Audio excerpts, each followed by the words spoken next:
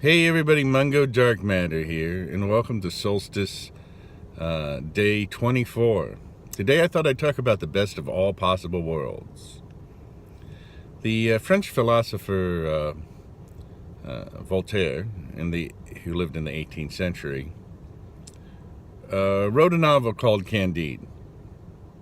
And in the novel Candide, there was a character called Professor Pangloss. And Professor Pangloss was a philosopher, and his philosophy was, it's the best of all possible worlds.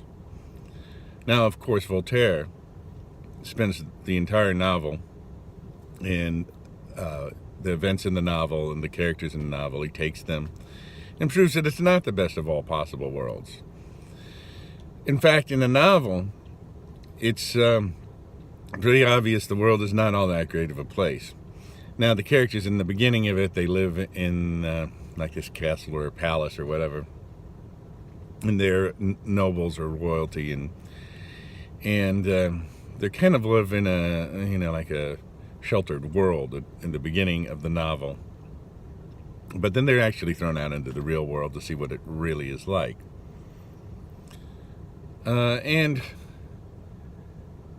Voltaire's point is it's not really the best of all possible worlds, and it's probably not really a great idea to look through the world in rose-colored glasses, so to speak. And he has a pretty good point. Even now, it's not the best of all possible worlds, but if you compared the world we're in now to the world of the novel and the events in the novel, you're probably going to say, wow, we're a lot better off. And the truth is, we probably are a lot better off in many, many ways than we would have been in the 18th century. And a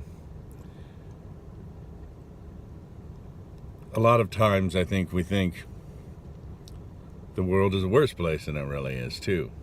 And a lot of times, a lot of people are in much more fortunate circumstances than they would have been in the 18th century, or even much more fortunate circumstances than they would be if they might be living elsewhere in the world or in a different time or a different place. So we gotta keep perspective, I think. But also, in a sense, I think we've got to think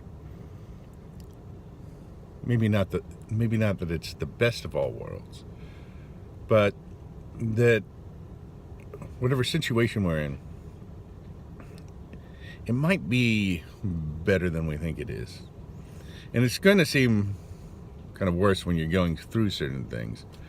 But later on, once you get through them, they always seem like, it was bad, but it wasn't as bad as I thought. I got through it. I'm glad I got through it. Or maybe I got something from that situation. Or maybe you're just glad, hey, it's over.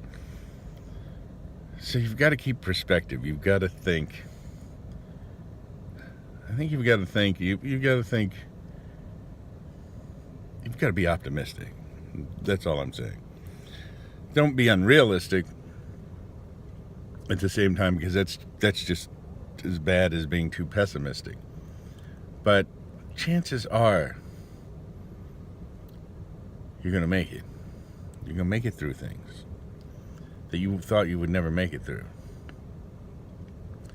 It's kind of interesting. I think a lot of times, probably if we look back on things, the things that we thought might have been the worst things, they could have been the worst things or some of the worst things, but they might not have turned out to be really the worst things, and the things that we didn't think were as bad as they were turned out to be worse than they were, or turned out to be worse than we thought.